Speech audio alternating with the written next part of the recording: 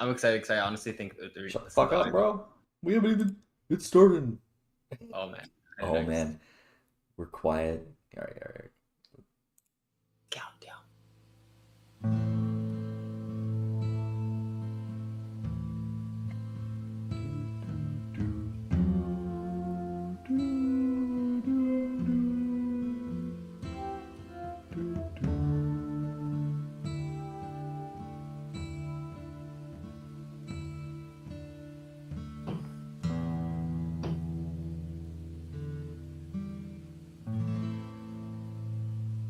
Right, that's again. We're Books on Tap. We're back. Another week, another podcast, another fantasy book. This time, The Blade Itelf by Joe Abercrombie. And we are about this far in. If you can see my bookmark, it happens to be a playing card because that's what I've been using as bookmarks recently. But we're 15 chapters in. So we're up to and including A Road Between Two Dentists. And including. I didn't know it was broken into two parts when we decided how much to go through and table of contents in this book. Go by. Yeah, and we wanted to split into 3 anyways. But part 2 is super long, so yeah. Yeah, it looks like part 2 is like at least 2 times this length of part 1. Or like almost. And I forgot to introduce us. I am Dylan, and we got Ryland and Kieran. Oh, they're below me this time. Ryland and Kieran, and they're my co-hosts. I'm the real host. Okay. We're all co-hosting this. Classic. For Books on Tap. Oldest joke in the book. Oldest joke in the book. So boys, back to fantasy after some nonfiction and sci-fi. How you feeling? Feeling pretty good. Feeling pretty cozy in the fantasy lands. Like I'm around a warm hearth in a wolf-ridden forest, and there's a wizard there as well. There's a wizard who's bald, and he's big and buff. He looks like a butcher, but he's not. Yes, your boy. Your boy. How about you, I feel cooked up too. It's very, very easy read, I would say. It's very like relaxing. Very easy to take in, yeah. Mm-hmm. It's quite a stark difference from the last couple books we've read. Yeah, the world feels very classic fantasy, but the characters are interesting, which is good. Yeah, very interesting characters. I find I can, if I'm just reading, I'll just fall into the world, you know, like I'm imagining everything super super deeply. It's a lot more like Stormlight, I think, in that sense, where you can really visualize the world and just get drawn into it than some of the other stuff we've read recently. Yeah, which is kind of surprising because it is simple language, like relatively. It's pretty easy to read. Not too much description going on. Oh, actually, I think he does like the perfect amount of description, you know, like there's like a paragraph at the beginning of like each part, I guess. There could be multiple. Yeah. And he really has a good way of setting the stage, I think. Anyways, we'll get to that maybe. Or maybe no, let's chat about it. Yeah, it's really good. I don't know. The amount of like this feels a lot more like I was talking about like the level of detail of the books that we've been reading recently. And like Stormlight felt like it was super in the nitty-gritty, like very nitty-gritty. It's really focusing on the characters and their like human experiences. Then it's like Children of Time is like we're talking about the themes of humanity, like very, very, very high level. And I was thinking Mistborn's like kind of like here. It's more high level than Stormlight because it's abstracts a bit of the character stuff away. And it's a lot more focused on like the themes of the world and stuff. Where do you guys think this one lands? But I mean, obviously it's not deeper than Stormlight, not higher level than but where do you think it sits comparatively to Mistborn for you guys? So are you talking about the scale is like at the one end you have character driven and one end you have theme driven, or you mean like, Yeah. well, it's definitely in that sense the most character driven, I would say. If you're gonna like distill what about this book is interesting, just the character basically. Does it go as in depth into the characters as Stormlight? I guess only time will tell, but so far no. But that's not necessarily a bad thing. It's only started, so I think it's a pretty classic start. Just like going, it's a lot more about the characters right now. I'm sure it'll be a lot more about the events in the future. Yeah, seems like a pretty like, what's the word that I'm looking for here? It's a very like simple start, I guess. Like it feels like up until now we've almost all just been reading setup, you know, like introducing the characters and the setting kind of. And it's like we kind of just got like the inciting incident in like the second last chapter we read. yeah. Or third last chapter, but yeah, up until this point it's felt very cozy and just like familiar, you know? It feels very Game of Thrones, like very Game of Thrones. Who feels like the main character right now out of the four? 9 figures. Logan. I mean, Glokta is the best so far, but I was gonna say Glokta feels like the main character. Glokta does feel like, yeah. Especially because he's appeared in Jazal's like story a couple times, but Jazal's always just like, oh, what's going on? And then Glokta is actually doing something significant for the story in that moment. So yeah, I think it's largely, I think, because 9 figures started, and I guess it didn't end the chapter and ended as well, but I think him starting big influence on me, and I just think he has the more potential to play a bigger role in, I feel like. Oh, you think, eh? Interesting. I feel like you're saying that because he's the most good character that we've been introduced to so far. Well, I just think he's like more stereotypical main character vibes. Yes, definitely. Than Glokta. If there was the Blade Itelf video game, you would play as Logan. Yeah. Sure. So I think I'm just getting that. I'm not sure. I definitely think Glokta is the most interesting by far right now. But yeah, just Logan's giving me main character vibes the most. So I guess we've been chatting a bit, but we haven't really given our like overall first impressions. First part, Joe Abercrombie, new author, new fantasy. How are you guys feeling about this book so far? I'll go first. Slow start. I was pretty unsure of the first 2 chapters with Logan. I was like, wow, this seems pretty generic. But maybe I'm sure it's gonna ramp up. There's a lot of praise for this book. This is like, so many people love this series, so I wasn't too daunted. And then as soon as I got to Glokta, I was like, okay, this is interesting. You have a torturer as one of the main characters. Like, you shouldn't be despising this person. But he's so cool as a POV. And I felt like it just got better and better over time. The last 2 chapters were great. So that we read, like 14, 15. So I'm very optimistic for the rest of this book. I didn't feel like the world building was very it's very light right now. I hope it gets bigger. I'm sure it will.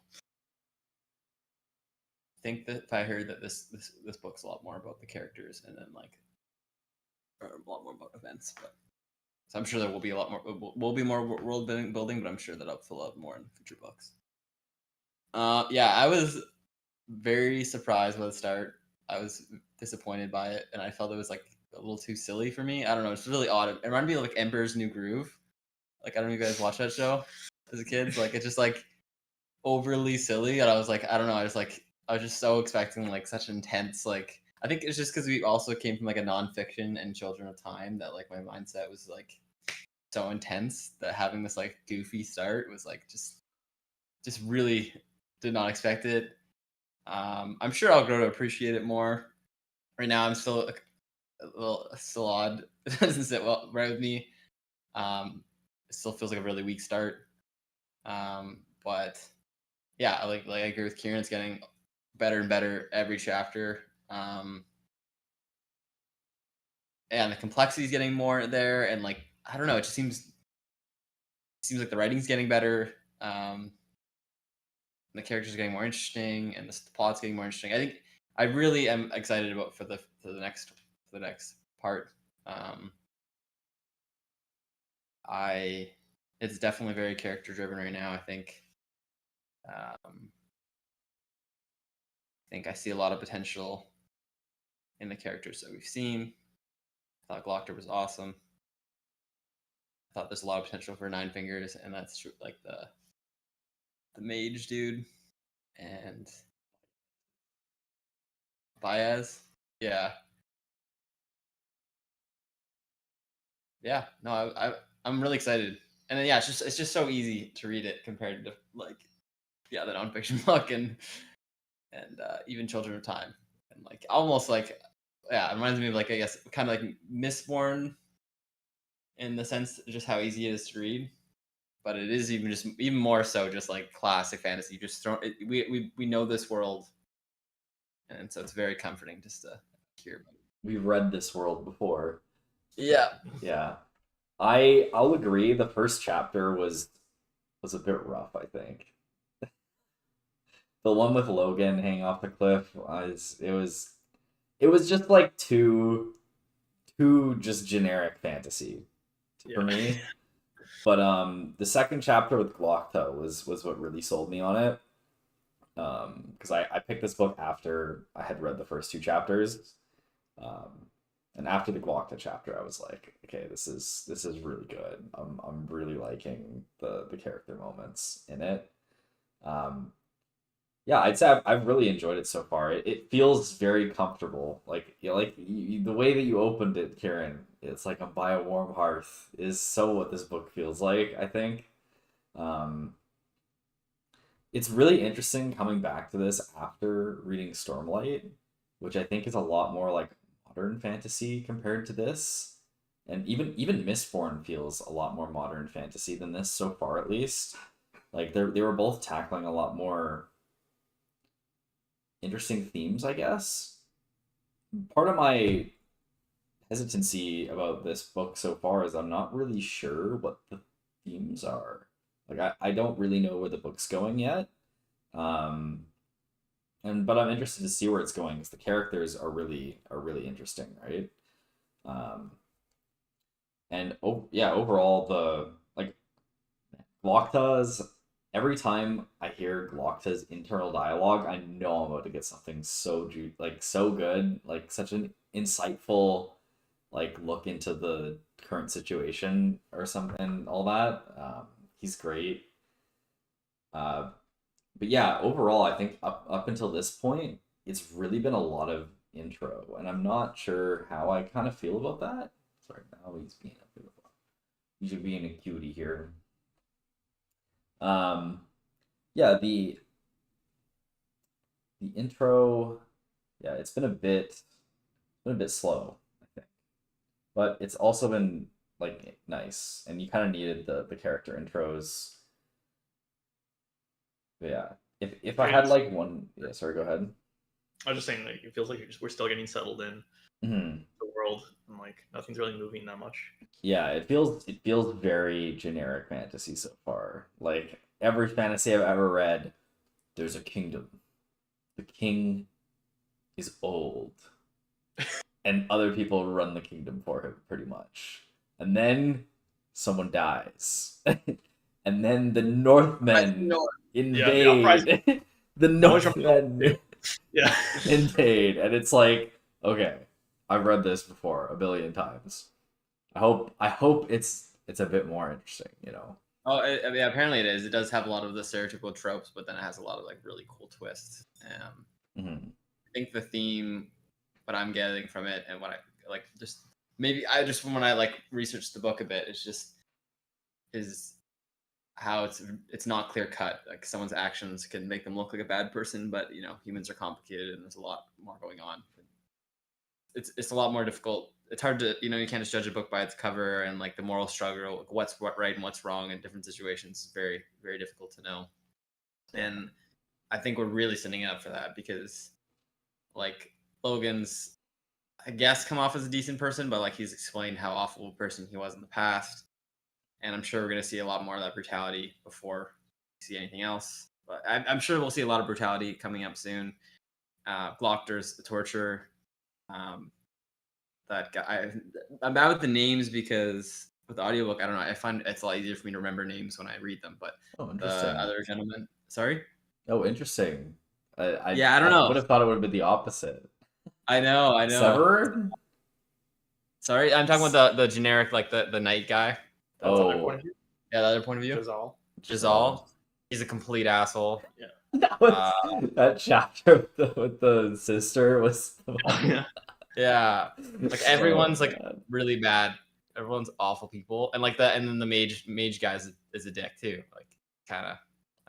Bayaz? I can see it's too bad. So He's not that bad. He hasn't been so bad, that bad so far. He's But been I guess that's also what I did before. He's just a trolling, bro. He's just trolling. Yeah. But I think we're really setting ourselves up for like having an opinion on these people and then slowly changing them, which I'm excited to. And I don't. I really like slow starts. It's so weird, but I don't know. I just love that. Like I don't know if that's some like I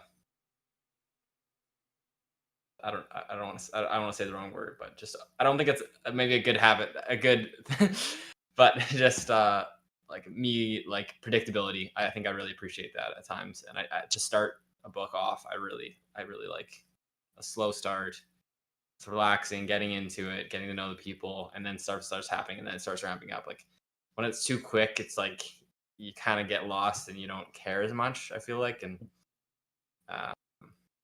so I really like this start. I like how it's slow. I want to look back on it and be like, oh, that was so slow. It sped up so much. Like that's good to me. So. No wonder you like Stormlight so much. yeah, exactly. Yeah. Part 1 and 2 of Stormlight. Always. Part 1, 2, and most of the time 3 as well. Oh, that's good, man. And I always came back to slow. I was like, oh, it's so good. Yeah. Yeah, I'd say my highlights so far for the book has to be not just Glockta, but man. That's the end of the podcast, bro. Well, he's on it. He's on his mind. He's on it, bro. It's on your mind. It's on my mind. Is the characters? Anytime you get internal dialogue of the characters' thoughts on what's happening, it's always just so well written and so insightful. Agree. Yeah, that's definitely my impression. That's my favorite part. That's where you crack through to like the true character. That's what people feel like. Really agree. Okay, should we get into what actually happened? What happened? All right, I'll start it off. The prologue. Chapter name is somewhere. The End. It's called The End. The End. The End. The story begins with Logan Ninefingers alone in the harsh hinterlands of the north, having been split up with his crew of named men.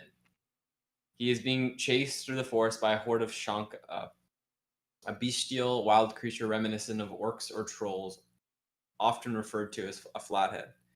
He manages to kill one of them with his axe, but it gets caught in its skull, leaving him unarmed. When he is attacked by a second Shanka, the pair grapple, and the creature eventually drags him off a cliff edge. Logan is left hanging from a tree root over a deep gorge when the Shanka cling to his leg. With nothing but hard choices, Logan decides to take a leap into the river far below, rather than die on someone else's terms. We already talked about this chapter a bit. I thought it was pretty weird. Just weird. I don't know. It was a bit... Like, you don't know who Logan is, but he starts talking to himself. And then you're just like, you just can't like empathize with him at all in this moment. Yeah. Did you understand? I didn't even understand what the Shanka was. It sounded like it was an arrow. Was it an arrow or like I thought it was like an arrow creature that could like I don't know, that could fly or something. I thought it was like a human tribe person. Wasn't there one like sentence where it was like an arrow like shot and like curved around when he was behind the tree and it like curved around the tree or something and hit him? don't remember that. Okay, that's something really I weird. don't know about that one. Oh, the spear. Yeah, no, the spear. Yeah. I thought the spear was the Shanka at one point, I think. Yeah, that's what I was getting confused about. But it wasn't. But then I thought it was human. I didn't know it was like a troll thing. Yeah, I didn't know about that. I guess we'll probably see those at some point again. I think the next chapter after the last. Chapter 16 is called Flatheads. Mm. But yeah, let's go. Let's keep going. No, wait. I have one more thing on this chapter. There was a freaking thing on the back. Where was it? Yeah, great character. There's this one review on the back of the book, and it's great characters, sparky dialogue, and packed plot. From the opening scene that is literally a cliffhanger, you know you're in for a cheeky, vivid, exhilarating ride. I hated that. I hated that review. Yes, they leave you on a literal cliffhanger at the beginning of the book. No. Anyways, yeah. This was not it was very generic, yeah. Didn't feel very special opening. I don't know. It just felt too like cartoonish. Like there's like I don't know. What are the odds you like falling off a cliff and then catching something and then a creature biting your leg? I don't know. It just felt just like not very. I don't know, realistic almost, but it's just very odd. It just took me back to Emperor's New Groove, and I was like just so thrown off. I was like, not like Emperor's New Groove in comparison is so random. I know. Yeah. But like Emperor's New Groove is like they're like it's non-nonsensical. It's like it's kind of like a sensible show at times, and then it gets like so ridiculous really quickly. I don't know, like things like that happen. I definitely could see like something like that happen. Like, I definitely have seen a scene in that show where like someone's hanging off a cliff like multiple times, like barely hanging on. Someone in the comments can defend me. You know? All right. I'll let them defend you on that one. Sure. Okay, chapter 1. The survivors. So he wakes up in the river and he's coughing and he has nothing. He has no items. He has no boot or no coat. He goes back to his camp and finds it empty. He laments the loss of his friends: Three Trees, Dow, Dogman, Forley, and Grim, who are surely dead from the attack. He sees no sign of corpses. He decides to strike out alone over the high place mountains. Just him and his pot. His pot. The The only pot. survivors. Logan and his pot. Did you guys read into the next chapter like at all? Like No. Okay. 16? Yeah. Dylan. Like I like, dude, you turn the page, man, and it like I got no page I to noticed like, okay, you finish the chapter and the page is right here. Like you notice a name sometimes there, you know. I don't. I'm spoiler free, man. Oh, I did actually see this. I did see this. I noticed something here. I do remember this. Yeah. Anyways, Let's we'll leave that. That's for next podcast. We can bring this up again. About this podcast right now is that we've all consumed this book in different forms of media. Oh, Dylan yeah. has the OG with paperback. I have the ebook, and Ryland is an earman. We're gonna get every different version of this book to fully grasp how good it is. Oh yeah, I forgot to ask, Ryland, how is the audiobook version? It's awesome. Yeah, it's incredible. Especially Glockter. Like his voice is so good for it. Oh, is it different voices for each of the characters? Yeah, it's so good. His voice is like some of them are like a little interlock. Like when it's a side character, he kind of goes back to like one of the main characters' voices because like I think he just only has so many voices. But Glockter's voice is like 100% spot on what you'd expect. Oh man! But it definitely makes him sound older. Like I don't think Glockter's that old. He's like in his He's like 30s. 30. Yeah. He's like early 30s. Yeah. Yeah, his voice kind of makes him sound like a classic like 65-year-old like evil witch, like not like a witch, but like a Inquisitor. Yeah, like Inquisitor. like I don't know. Yeah. I don't know. You have to.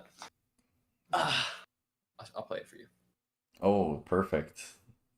Copyright strike. Oh, for like a couple seconds, it doesn't stop. I think it's less than 6 seconds. We're good. Yeah. All right. Here's some Glockta. Chapter 14.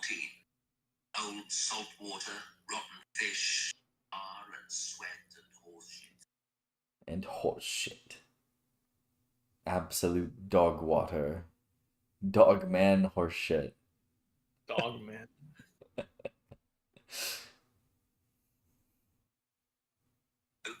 His creditors have had trouble finding a buyer. Glockta stared at a broken fountain, leaning at an angle and half filled with stagnant water. Hardly surprising.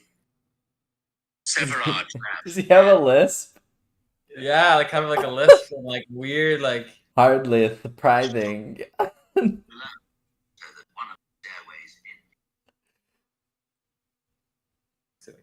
That's so funny.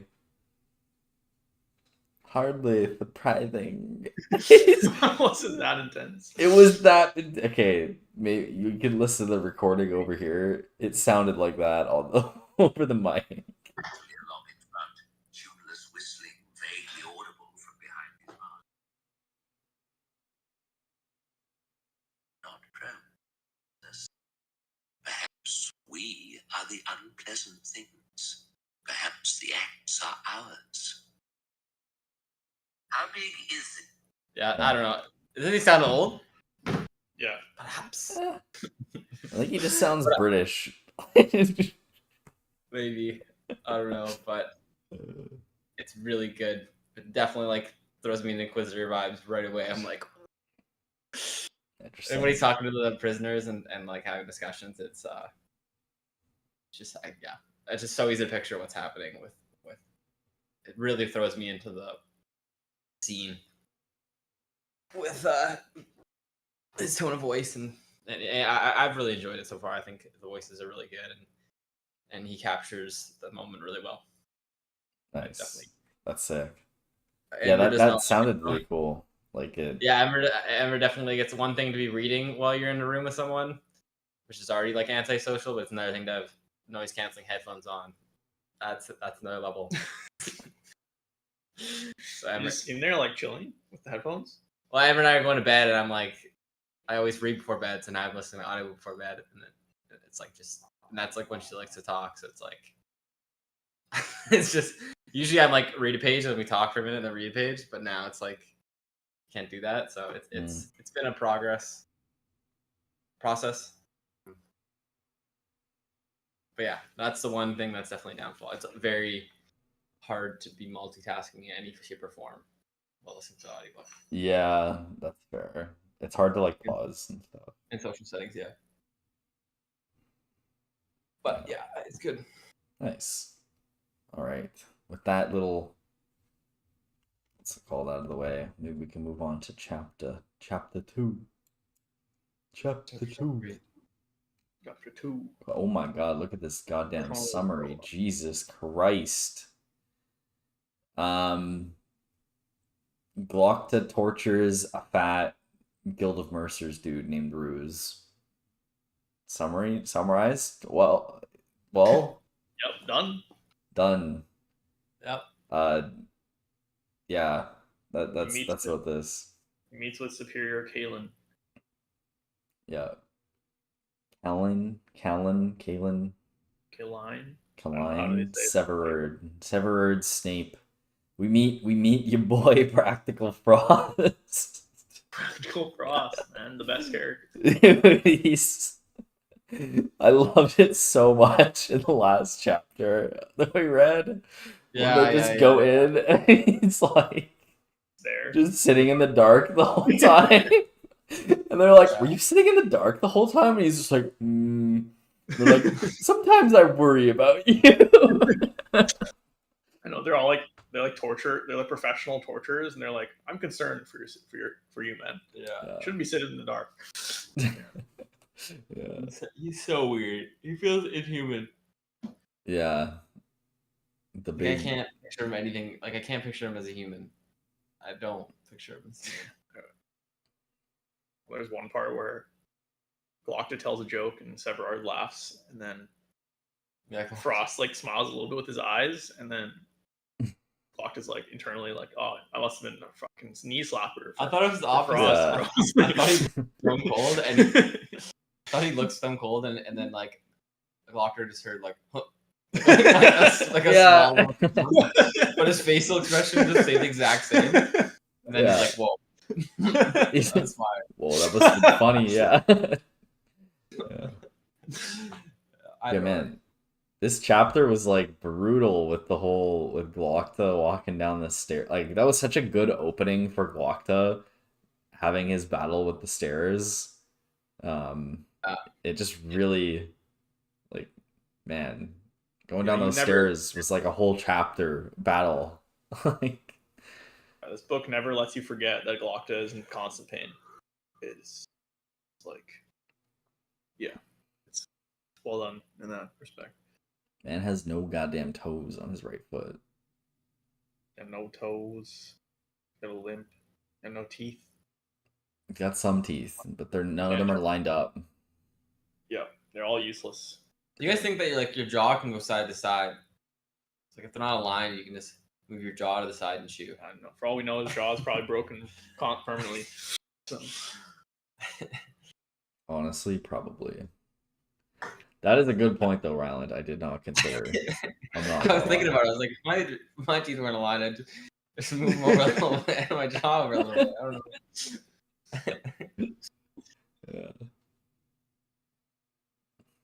Yeah. My Great. favorite part of the book so far has been when Glokta pooped his bed. It's your favorite part? Yeah. Wow. Why? I got no laughs from that. All right. Fair enough. This is a sad moment, man. That was- A cripple shitting his bed. Sad, man. Alrighty. Yeah, Glokta. I don't know, man. These people are like, he's impersonating, like. I just take one look at Glockter and Frost and be telling everyone everything. So don't tell me anything. You know what I mean? You confess right away. I confess right away. Yeah, what's the point? What's the point? It's gonna be like Yeah. a cripple, Yeah, and then you're gonna confess. confess, or are you gonna be fine and confess? Like, Well, that's Glokta's whole point. He's like, both times, except for what just ended with chapter 15, the 2 times he tortured people before that, he was basically like, he didn't really do that much. Rouge just got beat up, and the mince guy just got a couple fingers chopped. So. yeah. Didn't do much. Just some finger chopping. I Precise. gather Could it be a was lot. like, Could be a lot worse. Bro. I gather it That's was all I like gotta just the say. edge of his, because he was like Just the tip tips. chopping, and Fingertips. it was just the fingertips, Hmm. like the top joint. Of, Yeah. That's what I got as well. Yeah. So He breaks him. yeah, this is mostly just Glokta intro to the chapter. Yeah, Yes. and Arch-Lector Salt. Yeah, what do you guys Glokta. think about him? Do you think he's doing shady shit?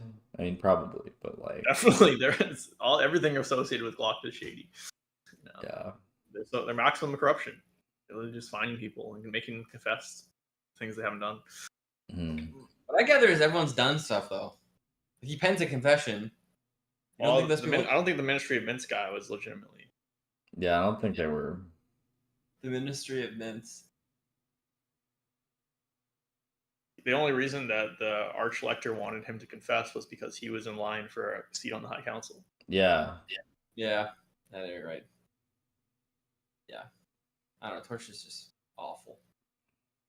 It's awful. Doesn't work.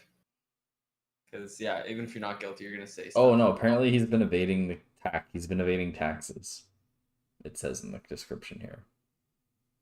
Well, that's what Arch-Lector says he's doing. I didn't take that as a confirmation in the book. I take it as like, honestly, everyone's corrupt. Yeah. Like pick and choose. Like, Yeah. but So like, it's like, is it if everyone's corrupt and then you like use that to be corrupt. It's still corruption, right? It's like it's bonus corruption. It's even more corrupt than what Bonus everyone corruption. else. Yeah, Yeah. because everyone's just evading taxes. They're like torturing people and then imprisoning them and then sending them off to slave labor to die. It's a different level. It's a different level. At least they send him off, man. Usually torture scenes end with just Killing killing them. him. True. And that is going to be a war zone soon. Yep. England. England. Shall we move on to chapter 3? Move on. There's no choice at all in the matter. You must confess. You must confess. We'll confess. Logan Nine Fingers is sleeping in a tiny cave near the peak of a passage to the mountains in the north. He wakes up in a panic, having a fresh snow having sealed the cave entrance. Finally digs himself out. As he eats his last food, he reminisces about home, and he thinks about how his family was slaughtered. He went for a trip. As he decides to find a deer, he kills it with a small knife for dinner. Settling down for the night around a small fire, Logan lights up his shaga pipe. A few puffs later, Logan is visited by 3 spirits. To hear them tell it, maybe the last 3 spirits in the world. They offer him 3 pieces of knowledge, news of his own survival, that Bethid is still making war and has given himself a golden crown, and a Magnus of the old time is searching for Logan, and in the moors to the south. With no direction in his life, Logan finds the spirits have given him a purpose. He will head south to seek this Magus. Yeah, I guess this is the first introduction of magic. Or there might have been some in chapter 1 that we missed, but the magic spirits, the magic is seeping from the world. I have a feeling, guys, just a small feeling that the magic in this book is going to be like nothing like Stormlight. Yeah. Or anything Brando It's Sando. soft magic system. Yeah, soft magic. Yeah, it seems very soft. Anything magic. goes. Anything goes. It's pretty generic fantasy, like the spirits. Oh, you must find this guy. Yeah. That's the story. That's how you're gonna move the story along. But The spirits. I like how they're like telling him how Logan survived. Like they're like they don't even know it's Logan. Like it's like there's you know what I mean? yeah, they're like, oh, we saw this guy fall into a river, and then he escaped. Yeah, can't confirm. Cannot confirm.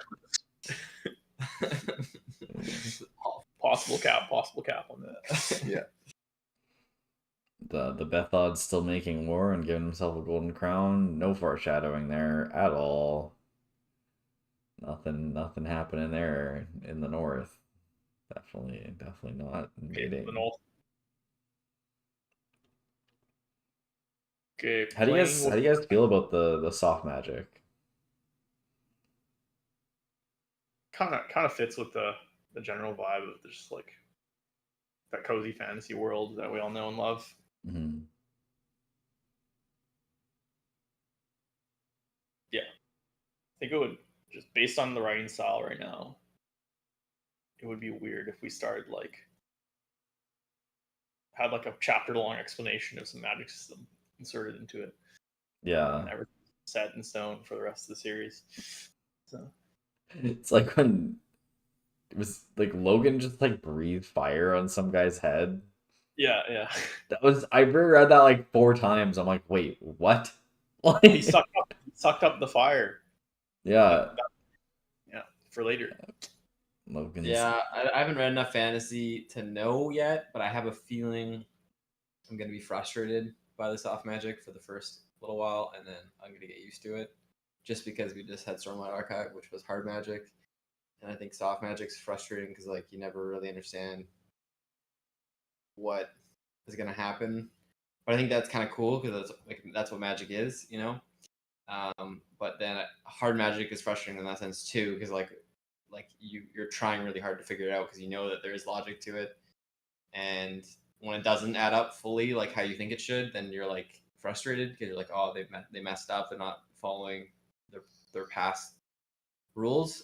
So I think that soft magic has a lot of potential because you like can relax and just kind of like enjoy the moment more and it'd be more magical. So I'm excited. I think it's gonna grow on me, but yeah, right now it's a little frustrating, and I think it will continue to be for a little bit until I get used to it. Yeah, I think I have like similar opinions to you. It's like, man, I love the hard magic systems and all the Brando stuff. And coming back to like a more soft fantasy, it feels like a step back, I think. But I think it will be good for um this writing style.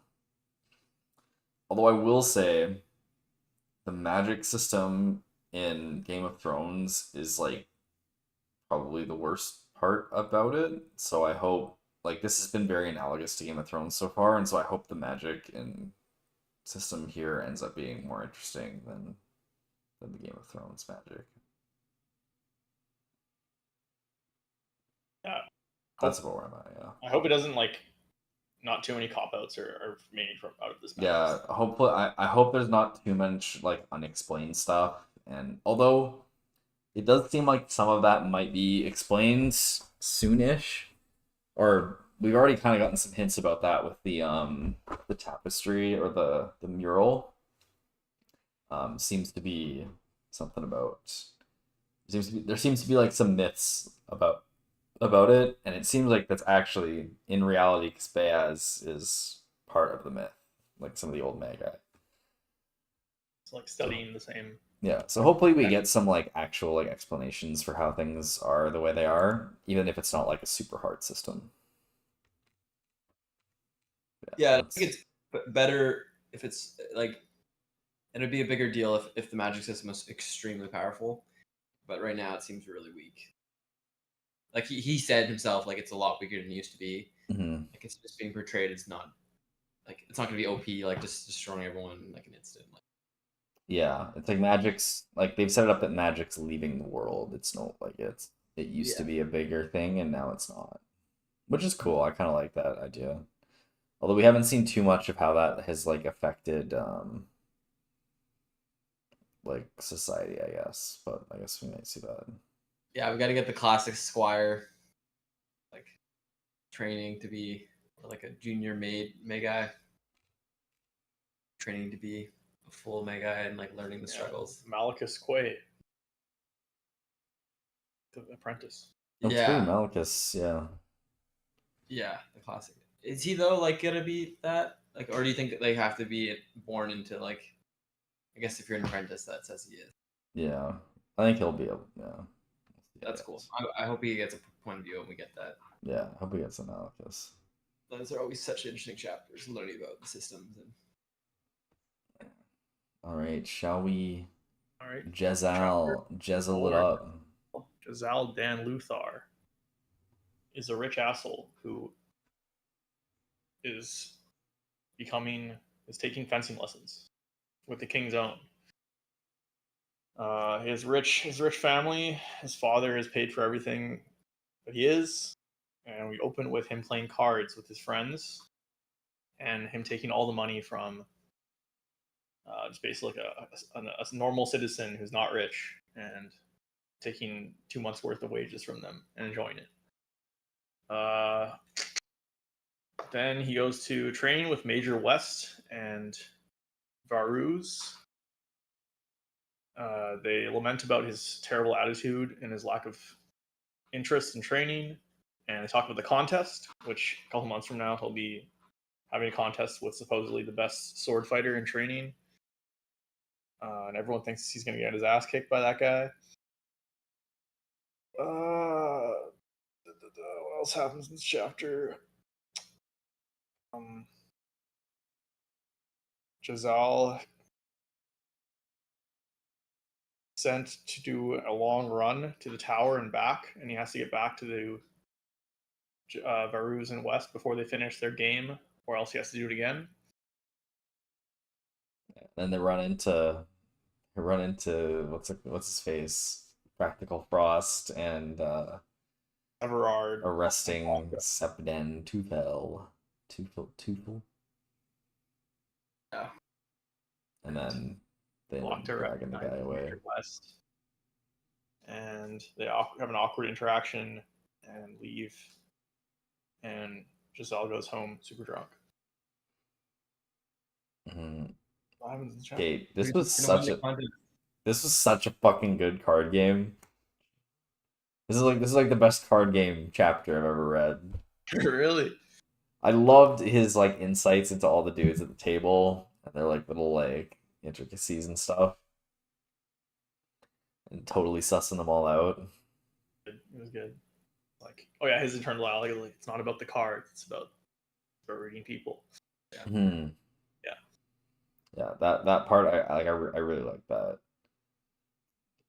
Okay. Is Jezal the Jaime Lannister of this book series? Without the incest, but It'll be interesting to see where he goes from here. I have a feeling, Like, caught crazy take here, that he's gonna become more likable. whoa. whoa, dude. Really? You think? No, I'm kidding. Yeah, I And I think You can't have him be like this. For the I whole think series. it's gonna start soon. yeah. Slowly, West's really. sister's gonna leave like an impression on him, Yeah. and he's gonna change. I like that. I like that storyline. You think he's gonna have a big downfall first? Most classic storyline. Yeah. Do you think he's? Oh, here. Do you guys think he's gonna win the contest? Yeah, that's what I was gonna ask you guys. No, I I don't think so. I don't know. I feel like he can't. If he does, that would be too. Do you think like it feels odd though, like because that's what the book is trying to tell. Like makes it seem like it's gonna happen for sure. So like that's what makes me think it might not happen. Like he might actually win.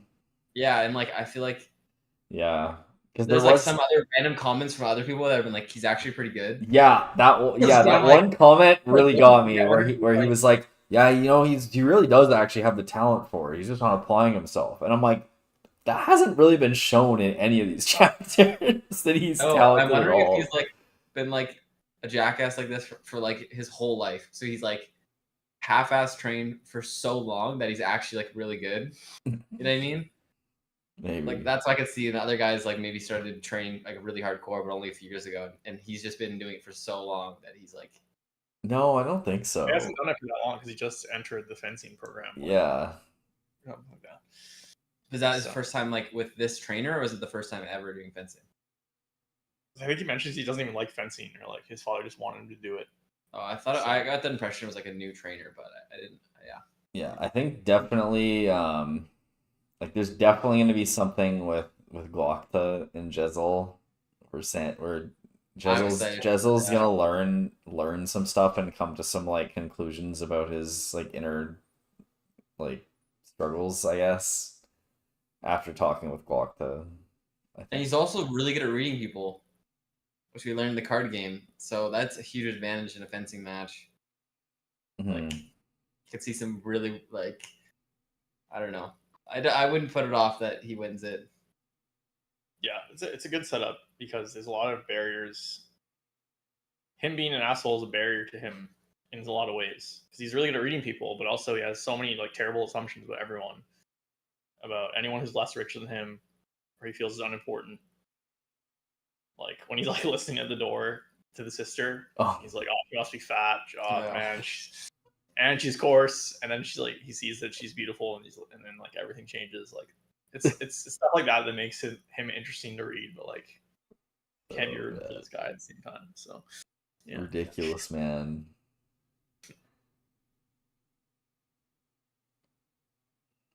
Okay, chapter 5. I do think the card situation is odd though. Like that guy's trying to like impress and be like play with the big guys, and like you can't like if you let him off, he's just gonna keep. I feel like he almost has a lesson he has to learn. Like I don't know how you're supposed to go about that. Someone's gonna be an idiot and come play cards. Yeah, that I didn't really see anything Sure, wrong but like with his that. internal dialogue is like, what a fool. Yes. I took his money. Yeah. He'll never be able to Yeah. work it off. No, he's Yeah, complete it's ass. He's such yeah. an asshole about it. But, like, at the same time, like I don't know what you're supposed to do. Yeah. But how do you teach that person like the lesson?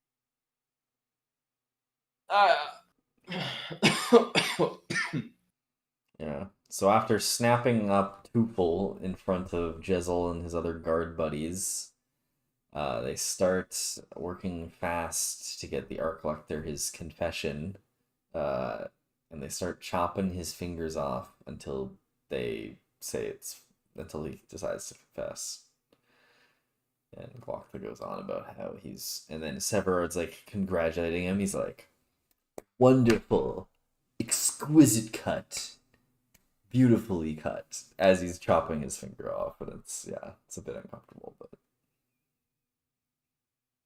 I love whenever like Glockta or anyone threatens him, he's like, bro, the amount of pain I go through every single day, I don't care. Like, and it's like every time another person's just like does not know to say that because he's actually serious, like actually wants to die, like pretty much. Yeah, all the time in the room, he's like, well, this might be my last time sitting down. I might not leave this room. He's like, oh, I actually left this room. Nice. Yeah. when he has the drink given to him by the Archlector, and he's like, this might be poisoned. I might die here. Takes a sip. Yeah. Oh, the Archlector took a sip. Oh, I guess I'll live another day. Yeah. Damn, I guess I'll live another day. Yeah. Yeah. Very, very interesting. I like it. I like that part of him. Yeah. Not much, I guess, else happens in this chapter. Nope. On to the next. References. One, we learn that from this chapter. References. We learn that Glockta is really good at his job, even if he is pretty screwed up. I love that. Mine. Yeah. Chapter 6. The wide and barren north. Wide and barren north. Chapter 6. Logan Ninefingers is camped on the dreary moors where the spirits indicated the Magus would find him. Having left the forested areas where food was plentiful, he bemoans his wretched situation. However, soon he's found by Malquis Quai, an awkward, gaunt, sickly, and unimpressive-looking young man with no staff. He explains that he is the apprentice of Bayaz, first of the Magi, the first of Juven's 12 apprentices. Bayaz has sent him to find Logan and bring him to the Great Northern Library. Agreeing to accompany Malchus, Logan inhales the sprite of his campfire and holds it under his tongue to light another fire later.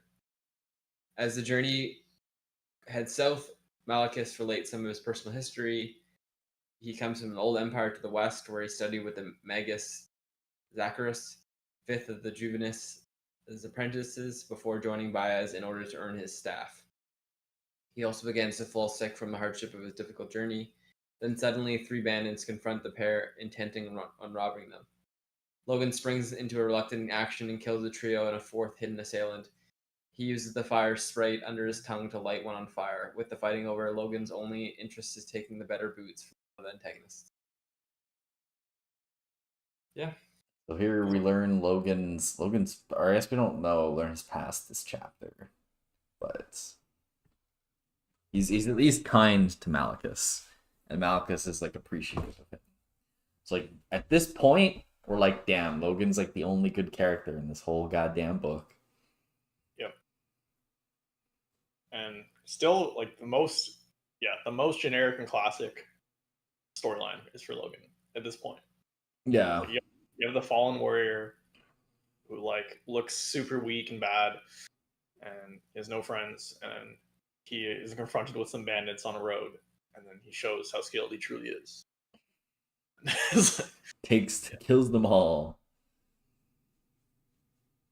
What? Yeah. Is it just me, or was it a bit ridiculous? It was a bit lame how like they just ran out of food. It's like you really can't find any food, bro. Hey man, it's the North, bro.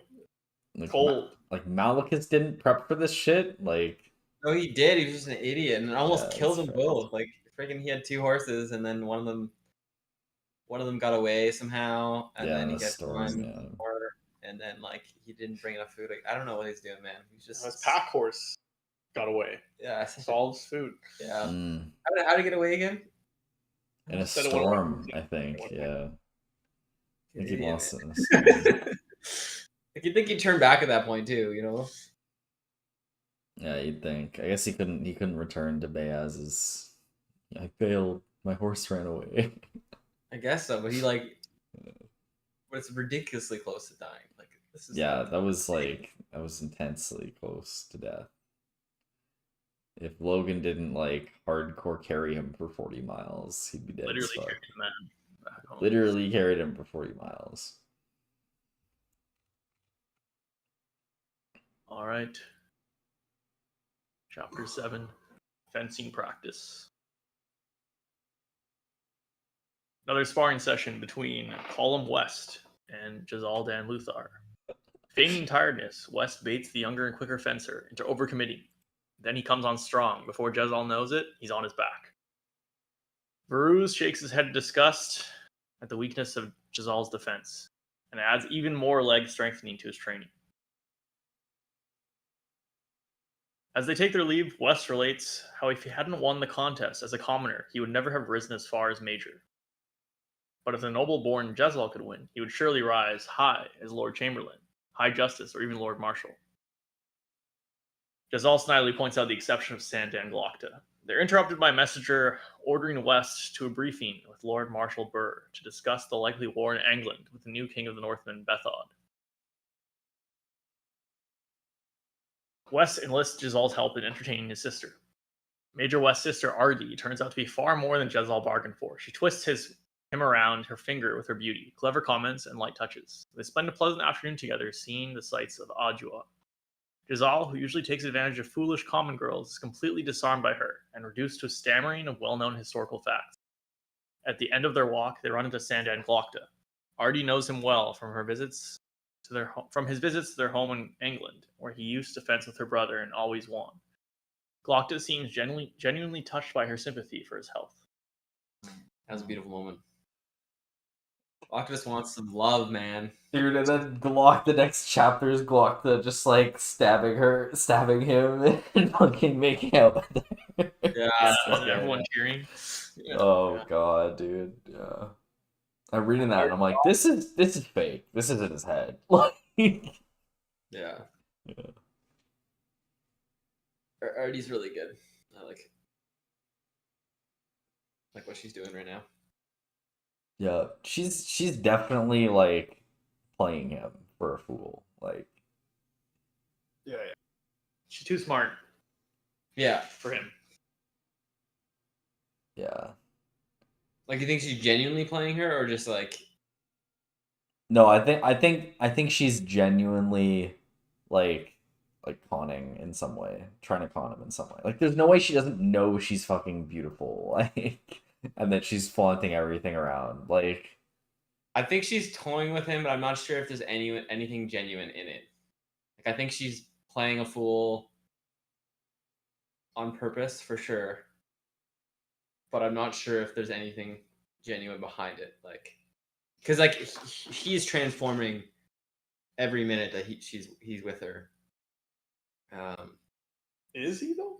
I haven't seen that at all. What? He is. He's becoming a stammering fool who can't say any. There was a period of time in this fucking chapter where like there were like 4 things in a row, like sentences in a row that Artie said, and he just replied with or like huh to like all of them. Maybe I'm just looking in the future too much. Like, but You I just are, see but yeah. transforming him into a better person, and I do think that he's been pretty respectful to her compared to other girls, from what I understand, and so I don't know. We'll see. I We'll don't see know, where it bro. goes. I think he's just lustful for her right now. Still, I don't see him converted at all yet, but we'll see. Yeah, We'll see. I predict that will happen, but we haven't seen it at all yet. I mean, I'm just like, I'm just seeing the trope so hard. Yeah, Stab it 1,000 the times. trope. I hope not. I don't think it will go that path, or at least not exactly like that. Dude, she's That would gonna. be shocking. The actual conclusion is she's gonna try and steal from Jizzle, and he's gonna kill her. Whoa. That's the actual The real prediction? Is that prediction hat? prediction Moment? hat. Alright. This book's gonna be gruesome, bro.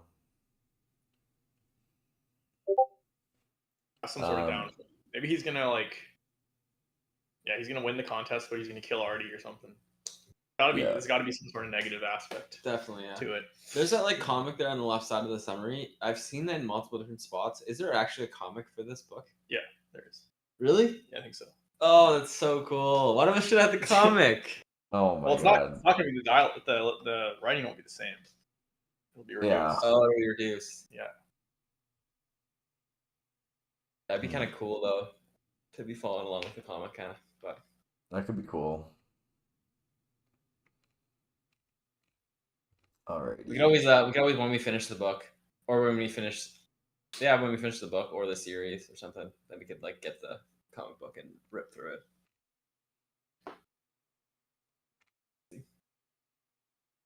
Alrighty. The morning ritual. Alright, so this ends right where it appears to start right where it left off, where Glocta stabs Jezel through the face and grabs Artie and swings her around and makes out with her and everyone cheers. But then he wakes up and he was really just having a dream. And I'll be right back. You guys have fun. yeah. And he's pooped his bed instead. And then he has to get a bath from helped by his manservant to have a bath before he can go talk to Archlector Salt because he wants to speak with him. There's a scene here where Glocta walks up to the secretary and the secretary like doesn't know who he is, and he's like, "Are there any other fucking crippled inquisitors in this goddamn Inquisition house?" And the guy's like, "Oh, yeah, no, sorry, sir. What's your name?" And he just flips out on him. I like that part. Yeah, he totally he just makes that man shrink so fast. It's so good. Yeah. Now, there's some dudes died on the High Council who was basically keeping together the whole Union, and now Salt wants to basically get some dirt on the other big players in the council, like the closed council, which does all the politicking, I guess. And so that's why he's been wanting what's his face to go grab what's it called, Tufel. Go grab him and get a list of co-conspirators so we can arrest them all and then get evidence that all the people that he doesn't want on the closed council don't stay on the closed council. And then fourth zone candidate. Yeah, Salt basically is like, you're my right-hand man now, and you don't really have a choice. Yeah, when his internal dialogue was like, "This is awful. This is the worst thing that could ever happen." He says, "Can I have a couple days to think about it?" No. Okay. I accept that. Yeah. I like how his catchphrase is, "Oh no, that's Logan's." Is it I'm still alive. I'm still alive, but then he also says sometimes something about a choice. I'm losing it, but I'll get back. I'll think of it. Mm-hmm. But just some of their random little catchphrases that they repeat, I really like.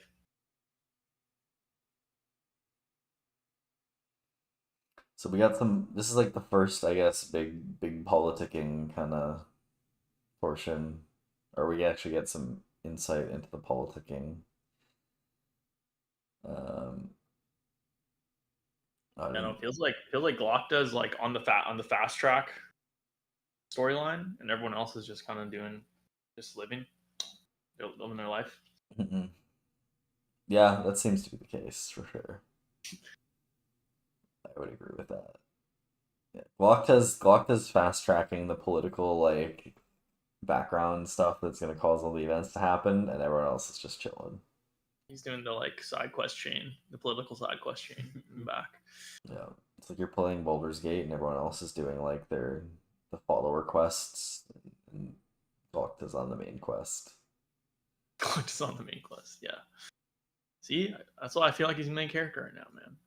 Even though he's not, but feels like it. Yeah, him or Logan. Definitely not Jezzel. And not Baez. We haven't even gotten a POV from Baez. Why would he be a main character? I guess when I read the synopsis for this book and decided to pick it, I saw that he was one of the characters, so I'm expecting him. Oh, I see. POV. Malachus Kwai is dying from the hardship of his journey. Faced with leaving Kwai to die, Logan leaves his pack and his cook pot and sets out for the Great Northern Not the Library, cook pot! 40 miles away with Kwai on his back. Goodbye, old friend. Kwai becomes lucid for a moment while he's being carried. He gives a rambling warning to the Northmen that speaking with demons is forbidden. Shortly after they arrive at the library, once again, Logan approaches a man that he assumes is Baez, dressed all in white with a long beard, a hook nose, and white hair spilling from under a white skull cap. However, this is the head servant of the library, Wells. At which point, a man steps forward that Logan assumed it was a butcher.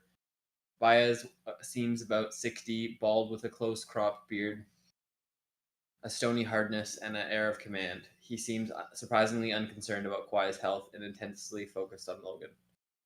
However, Logan's introductions to the Magus are short-lived when a messenger from the gate approaches to announce the arrival of Prince Calder, the youngest son to the Bethod, King of the North.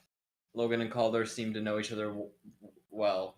Calder demands that Baez attend to his father and recognize his dominion over the North.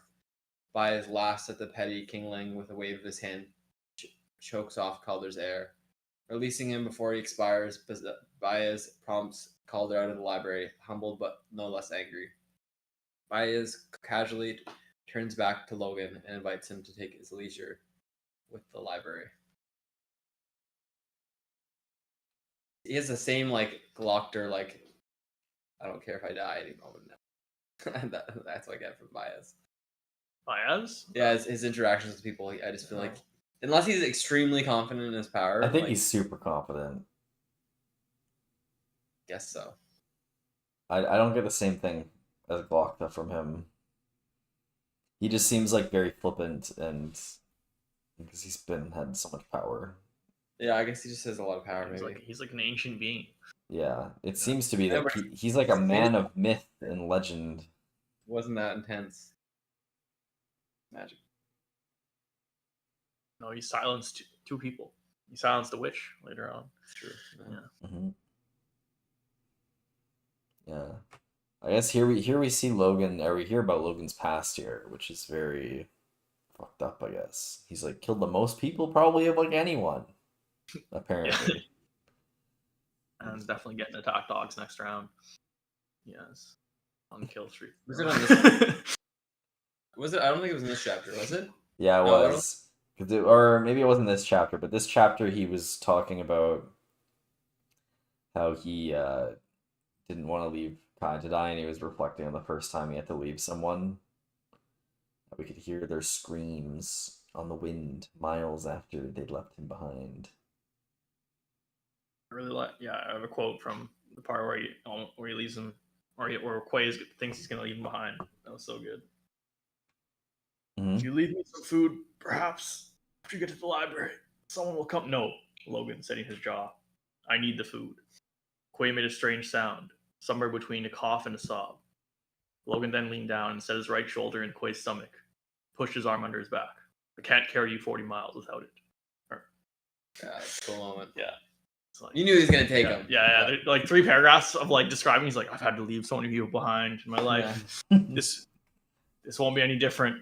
I've done it before. You have to be realistic in these times. And then it's like, okay, you're not gonna do it, bro. Yeah, that's Yeah. cool. You have to Yeah. be realistic. Yeah. A man's got to be realistic. I Yeah. like that. He always says that. Or he walks 40 miles with a man on his back. Mm-hmm. He cared so much about his pod before, and then he's like, after the pod, Yeah, I think the pod's gonna come back. That's like the true prediction. The true prediction. Will the pod Will the pod he's come like back? talking like a love relationship with that pod. He's like, this is the only thing I've left in the whole world. Pod. I love this pod. And I'm like, dude, how much does that pod weigh, man? Like, why don't you just strap it on? What's the difference of an extra like half a pound, man? But I guess pods was back in those days probably like 10 pounds. That was cast iron. Probably, yeah. If you got a cast iron pod, it's a lot. But still, I don't know, like seasoned probably. How much does that pod have to weigh for you not to take it? 5 pounds. You draw it. That's the limit. That's a lot, yeah. It was probably 5. It was cast iron pot, you know. Yeah, probably 5 pounds at least. Yeah, it's a hefty pot. That'd be a really tough decision for me. Yeah, probably 5 to 10 pounds. Who would bring the pot back? If it's coming back, how is Logan getting the pot back? I guess, yeah, I just can't see a situation where he gets back. But the way they wrote about it, I think they were just trying to portray that like how directionless his life was and how he had nothing. His connection to the pod really emphasized that. So that's probably all they were going for in that. But it was just a lot of emphasis on that pod. Yeah, anybody else will have the pod. Like one day he's like, hey, found this. It belongs to you, I think.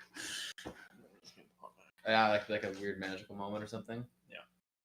Or like maybe Baez will introduce him to a lady friend and he'll be like, do you have any pots? What? Okay. So we move on from the pod discussion. Chapter 10, The Good Man. I think it's chapter 10. Yeah.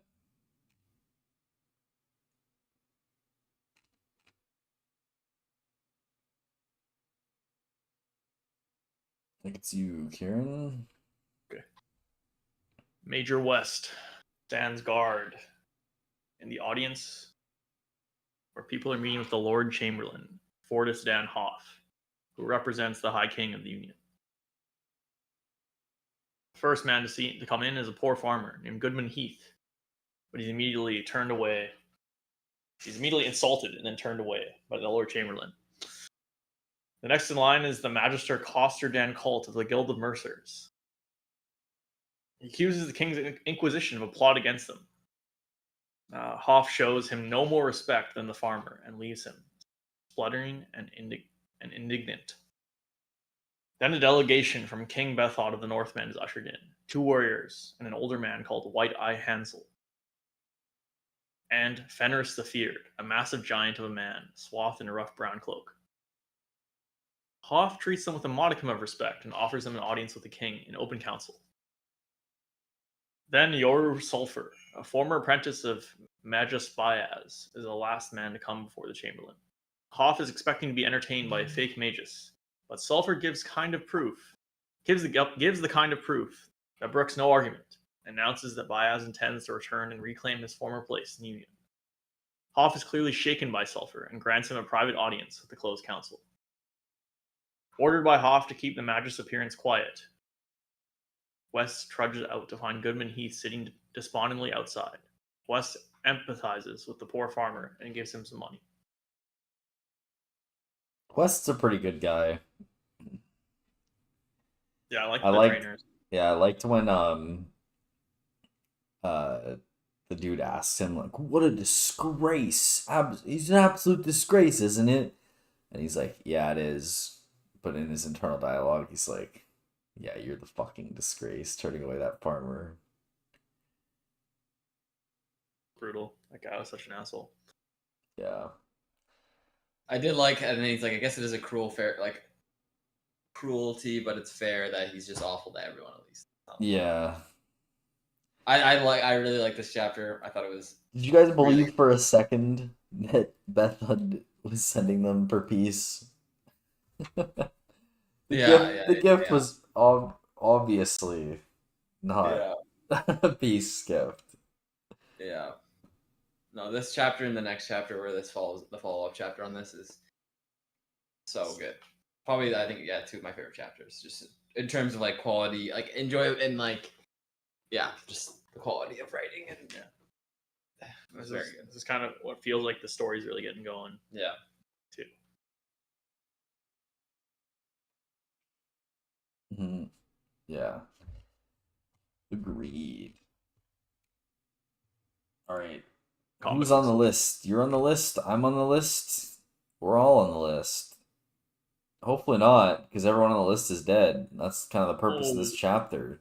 Nice one. So, after they torture the list of conspirators out of what's his face, Rails? I can't remember. Ruse. It's up to Glocta to go find all these co-conspirators and arrest them. So they end up like sneaking around, breaking into this house, climbing up the stairs, and then Glocta's like struggling up the stairs, and then Severard's like, "Oh shit, you gotta come see this." And then they realize the dude's already been murdered. Bum bum bum, surprise. And then they're like, it's a professional. He didn't leave footprints, etc., etc. And then they go to the next person on the list, and lo and behold, they're dead too. And it's like, 2 dead people is not a coincidence. This is a conspiracy. Somebody else has seen this goddamn list and is cleaning up after themselves. So then he arranges a meeting to go meet up with Salt in like the gardens, I guess. There's some like gardens, and no one wants to sit next to him or near him because he's a cripple and he's disgusting. But then he ends up talking with Salt, and Salt he mentions the situation that someone leaked the list, and so there's some political machinations there where it's like, oh, I wonder who leaked the list. They'll try and leak the list to somebody else, and that we actually didn't ship off the first guy, and he's hidden in this thing, and then you guys are gonna catch the assassin and fucking torture him. That's what happens next. But for this chapter, that's where we're at. I like the meeting in the park. That was cool. I don't know. Yeah. It's good to see. It's like that's a good scene. Dude, it felt so like CIA. Like Yeah. like so sus, but like they're trying not to be sus at all. But they're like so sus. I know. Like, come to think of it, it does feel like I imagine like them in downtown New York. Yeah, Something like that. I Like, remember in it. Central Park. Yeah. The whole scene just changes. Like, they're no longer in some like fantasy village. No, man, I definitely picture them in like some modern park. This is good. The sting operation. Do you think we know who's in who? Well, there's somebody in the Inquisition, I think, or no, it's not necessarily. It's Peter Kalen.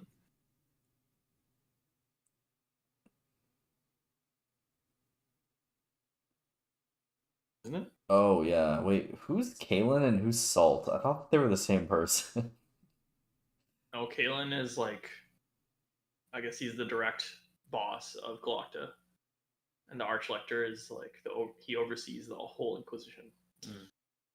Oh right. Oh, the accusation was on Callan. I see.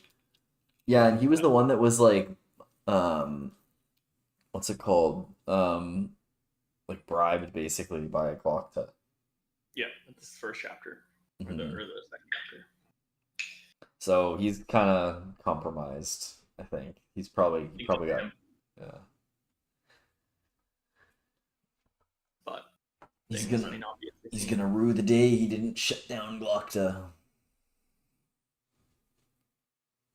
All right. So they make the plan. Chapter 12. An offer and a gift.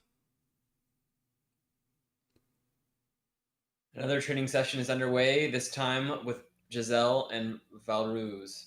fencing on a balance bar. Jazal lacks concentration and again loses.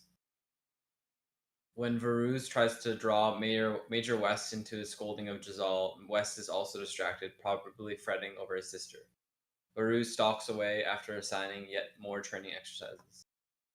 On his way back to the quarters, the captain runs into Lieutenant Caspa and his cousin, Lady Aridan Caspa.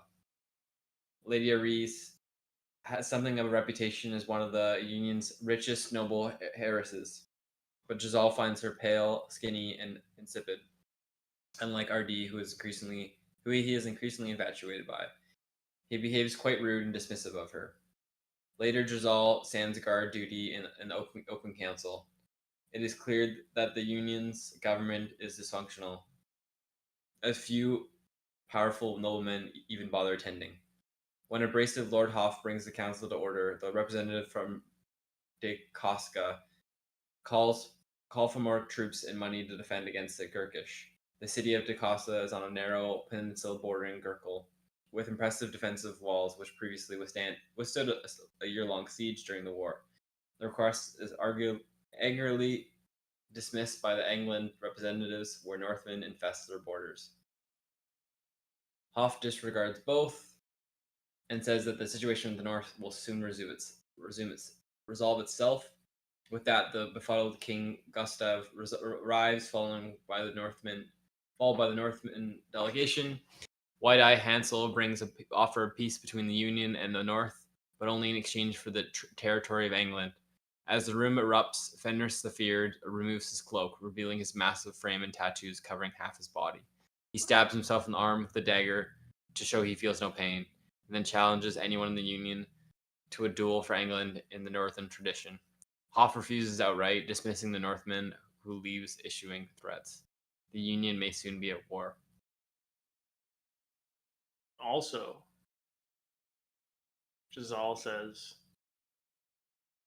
he's like freaking out when he looks at him. He's like, "Oh, I'm not really up for a fight right now, but maybe tomorrow." And the guy's like, "Tomorrow then."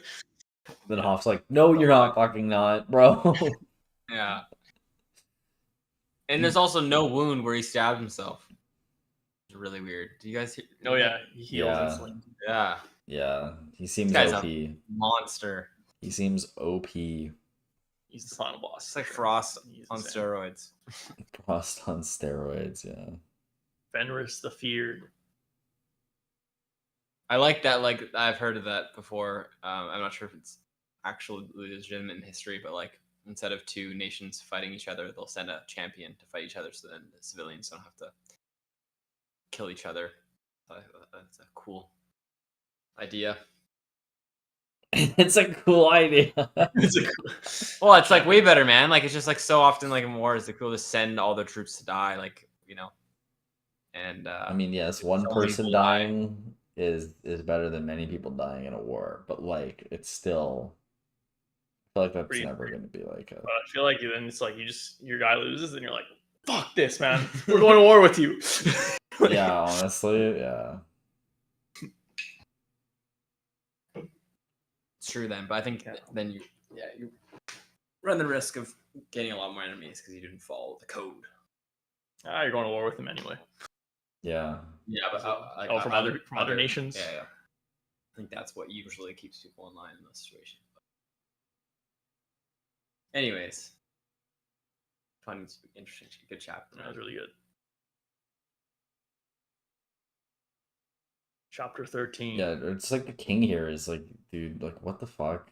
It's just, it's the classic, just like the kingdom is just in disarray. Like, I don't know what's Yep. gonna end up happening. Like, it seems like the kingdom's just fucked. Like, Yeah, the North needs to take over, man. Get these guys out of here. Yeah. They're awful. I'm with the North. I'm with the North.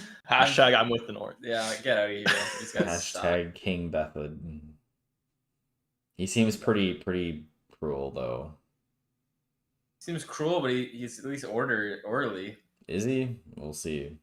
I don't know, man. Honestly, I think right now he's way better than this existing king, and like everything's corrupt. Like one guy gets caught randomly, gets tortured. Like this, everything's just awful. Bro, how do you know? How do you know the King of the Northmen not doing some crazy shit, bro? Maybe. Probably I is. don't know, man. I can't see He getting much is, worse for man. This is sure. just mayhem. Everyone's cheating the system. Bias for president, that's all I'm saying. Bias for president. True. I mean, he's about to come in and make his claim. Yeah, Probably. The King of the North. I'm the King of the North. This chapter is called "The King of the Northmen." Logan Ninefingers has his first night at the Great Northern Library. The soft mattress is too damn comfortable for him, so he sleeps on the floor instead. The next morning, Outside. He doesn't even sleep inside. Having the No, roof over his his head was jacket. too much. as his blanket. The next morning, he's visited by Malachus Quay, who has recovered, and thanks him for his selfless act. Logan deflects the praise by relating what a miserable human being he really is, recounting some of the bloodier deeds of his past.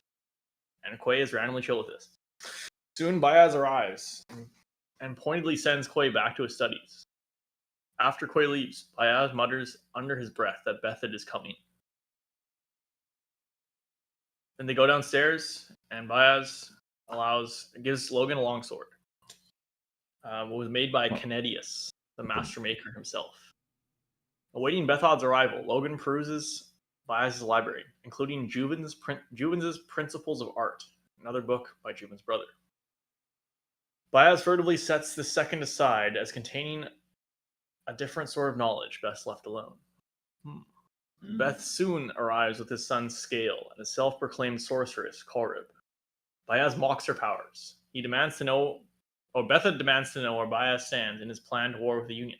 After some verbal foreplay, Baez rejects Bethad's overtures of friendship. Scale and Korib get angry, but Baez silences them with a word. The trio leave, but not before making threats. Baez has made an enemy this day, and Logan can expect no more mercy. I think he already could have expected no more mercy.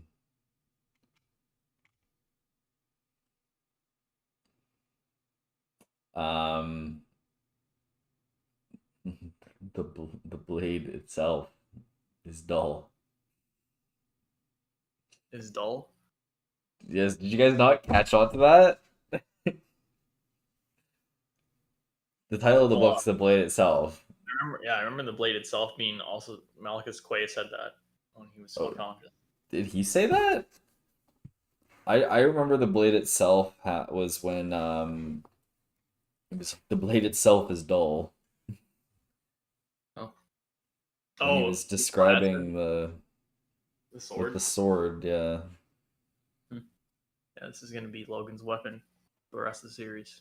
Yeah, it's the blade itself.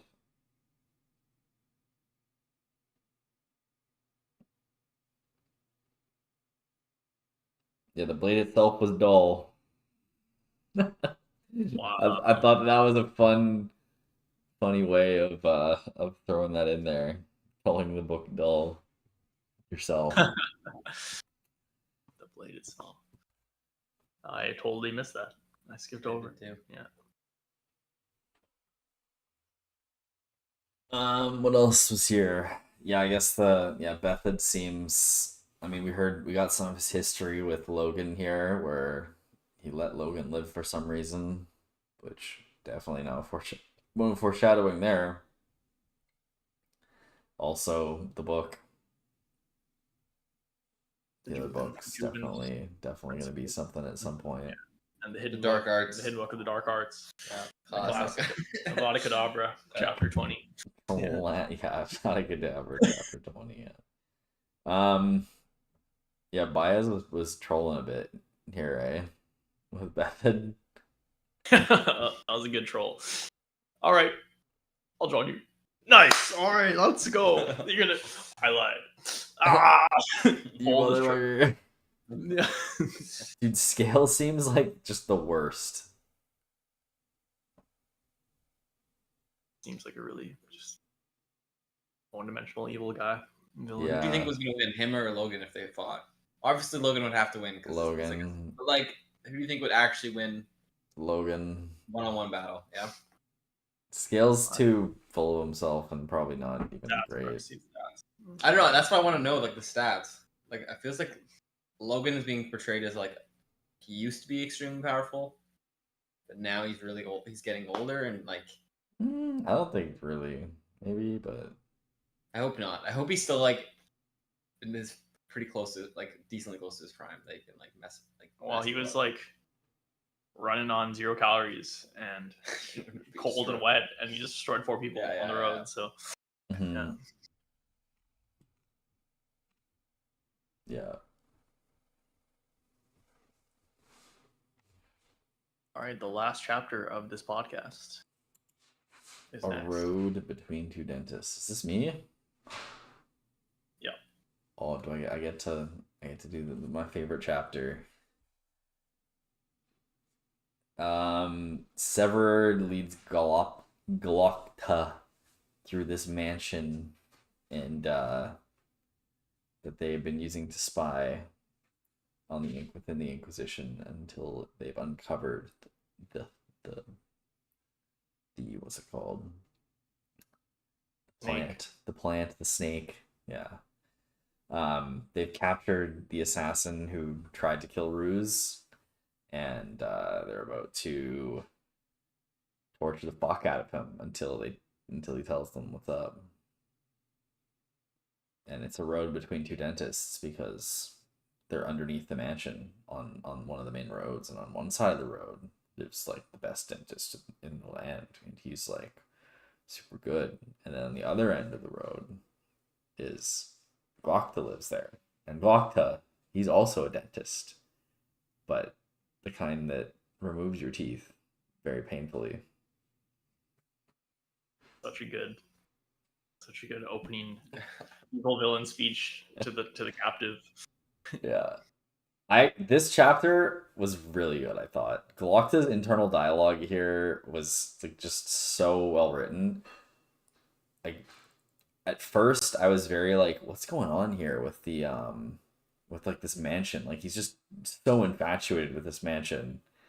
And just the way he turns around on Severed. There's this one quote that like Severed's talking about how like oh yeah, or Glokta asks him, how'd you end up fucking getting this place? What the fuck? And he's like, oh yeah, I used to like sleep here when I was a kid when my mom died, and it wasn't too bad. Like it was a warm house. And then he goes like, every man has his excuses, and the more vile the man becomes, the more touching the story has to be. What's my story now, I wonder? Like he knows he's just as fucked up and vile. It's like, it's so true though. Like the more fucked up you become, the more you have to kind of like justify your actions with your past, when the actions aren't justifiable by the past. Which they'll soon learn, hopefully. I felt like we got a good look, like in a weird way, this chapter won me over to Frost, Severard, and Glokta. It felt like just like 3 adventurers more than 3 torturers, like having kind of like grown out a little bit, and like and Severard being like having all these traits that are considered, you know, he's a businessman, and he's quite smart. He's a strategist, and just having all, and like Frost like sitting in the dark, and then everyone just being like, what the hell, man? Just all those little things just made you like kind of forget what they're actually doing and just like pay attention to them as people. Yeah, and like when they go downstairs and they bought him like a nice chair, and Glokta's just like, oh my god, like they got me a chair. Like yeah, this is the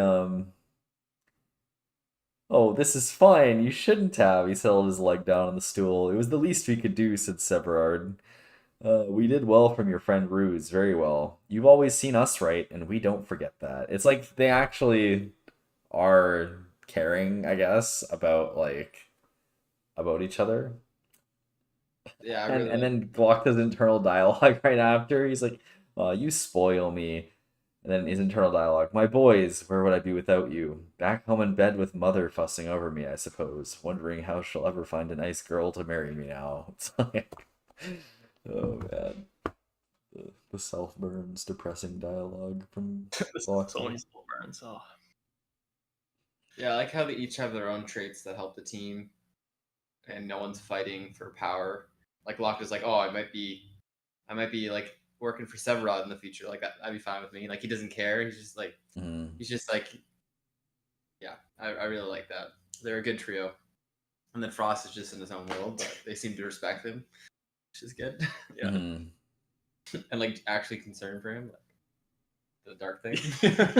So I think that was more of a joke, but like,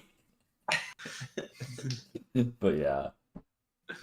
Yeah, I don't know if there's actual concern for Frost, but I hope there is. Yeah. All right. Well, that's as far as we got. It. That's Well, it. What are your highs and lows?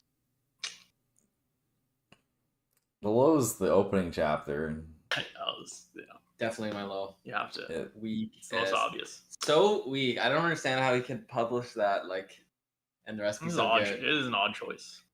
Just like you think that someone would read that. I don't know. Like you get feedback on. It really surprises me. I've never usually like there's a very like methodical like approach to a start. It's like Storm Archive. Just the start was just so epic and like so well thought out. You know? It's like, even if you started with the Glockta chapter, that would have been. Yeah. I guess he felt like he needed to start with I'm assuming what's his face Nine Fingers is going to be like a very important character, and so we felt like he wanted the series to start with him.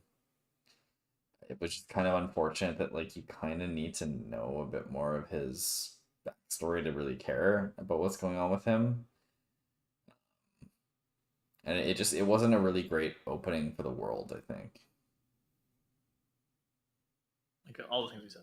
Yeah, Storm Archives, like prologues and stuff were just so insane that like like Way of Kings was just so good. Like that first like 5 pages, and then like the prologue and the pre-prologue. Yeah, it was like insanity.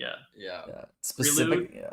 The prelude and the prologue were so good. The prelude and the prologue were nuts. Like they were so well written. Like I can still like remember my like inner like images in my head from that what's it called fight in the prologue with Seth. Battle on the field with with Seth. With Seth. Oh, with Seth. Assassinate, yeah. Yeah, that chapter was so good. Yeah, like I still have those images in my head of that scene. It's just it was so well written, and this one was not really. No, like right about it's like what? I think it's like a playful start. I guess I probably would like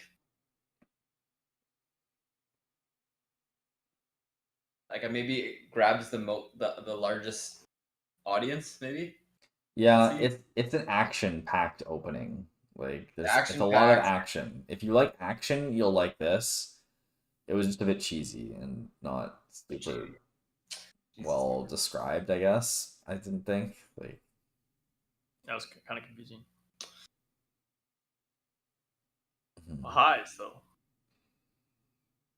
Glockta's almost all the internal dialogue so far has been like incredibly insightful, I think, and just very, very smart and makes you think. I think in the future of any of our books that we've read, this is probably one of the most important ones, I think, to like highlight the areas that we like. Like I remember like I only started doing it in the last chapter there, like highlighting the internal dialogues I thought were insightful. But I think with this book series, there's a decent amount of those internal dialogue things that we could riff off of and have some interesting conversations. Because there were more that I just forgot about, and like I can't remember exactly what they were about, but they were pretty good. So I'll be trying to do that a bit more. To tag on to that, just like the fact that we have 3 point of views that are all different levels of like likability as a person, but so interesting, each one of them. is just such a good sign for the rest of the series. So that's like a general high. But yeah, the last chapter, the road between two dentists, was probably my highlight. Yeah. Just a scene. So yeah. Yeah, me too. I liked the trio, the dynamic. Really enjoyed it. It's coming together, and yeah, I just feel like every chapter is getting better, which is really, really cool to see. All right. Predictions? Any last minute predictions? Who's gonna die? Who's not next? Like anyone's Oh, gonna yeah, die anyone's soon. gonna die. No one's gonna die yet. RD maybe. Yeah. Jezel might. No, I honestly don't think that's gonna happen. But if it's Game of Thronesy, then maybe. But like, Logan will have a shorter arc than. Like, I could see Logan dying in like book 2 or 3, like 3, maybe 3. I feel like his arc. I'm just guessing here, but I think he's gonna have a really good arc, but I don't think it's gonna be. Just because I don't know, maybe just because his character doesn't seem as complicated. But I'm sure it's gonna get a lot more complicated. But I don't know. That's my prediction. He's gonna be dead by book 3. dude, I really want to see the Glock redemption arc.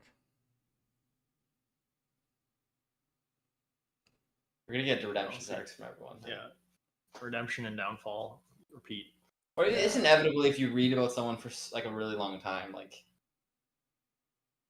start to sympathize with them a lot more. Oh, I guess not inevitably. Yeah, it's hard not to sympathize with Glock though, honestly. Yeah, his life's torture every minute. Every minute's torture, and it's like, what else are you gonna like do but torture other people? You know. Yeah, exactly. Exactly. Yeah, that's what I would do. Of course. I mean, Okay. you know how it works. You know what works. Yeah. Right, bit of a shorter one today, but we're looking for the next one. Yeah, what are we reading to 30? Yeah. Finish 30. Do it. 30, which will be The Remarkable Talents. Wait, sorry. It'll be 31. Yeah, we're reading Her Kind Fight Everything. Everything. So why would it be 31? Because the prologue counts. Prologue counts as 1.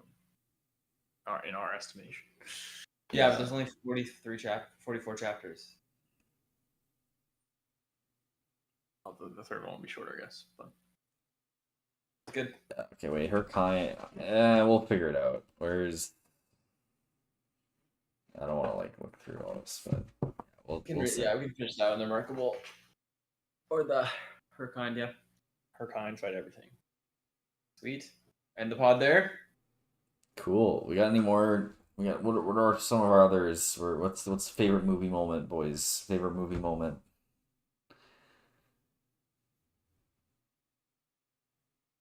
I want to say the park. That's the first thing that comes to my mind, man. The park, actually, it's so good. The park scene, yeah. I don't honestly. Yeah, you could say like a torture scene, but like I honestly wouldn't want to see that. I wouldn't want to see it, but I could see it being like if the movie was up for an Oscar, that would be like the choice scene. Yeah, because you'd have Glockta like with the knife chopping the fingers, and like having his dialogue moment, his like long speech.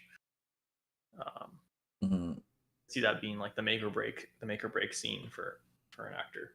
So yeah. I remember when I was reading the transition from the RD and Jezel chapter, them meeting Glockta into the Glockta like stabbing him. I imagine that sequence could be really cool on film, where it just like immediately transitions and then you like wake up later with Glockta. Yeah. Glockta wakes up and it's like, holy shit, what? What is going on? Yeah, the only problem there is like it might be a bit of like a hard to know like where exactly it transitioned into a dream. Because like if it just like if they wake up after, then it's like at what point you don't know where the cutoff was. Yeah, you'd have to do something visually to like change the coloring or like yeah. or make a sound, have some sort of audio cue. Yeah, I think that would be really good. That's a good shout, man. That's a really good pick for a cool scene. And funnily enough, the first scene wouldn't be that bad in movie form either. So, the first scene would be a really good movie opening. It would be strong in the movie. It just as a book, it was not very great.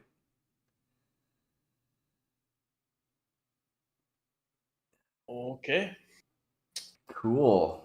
We'll see you next time. We'll see you next time. Books on tap. Books on tap.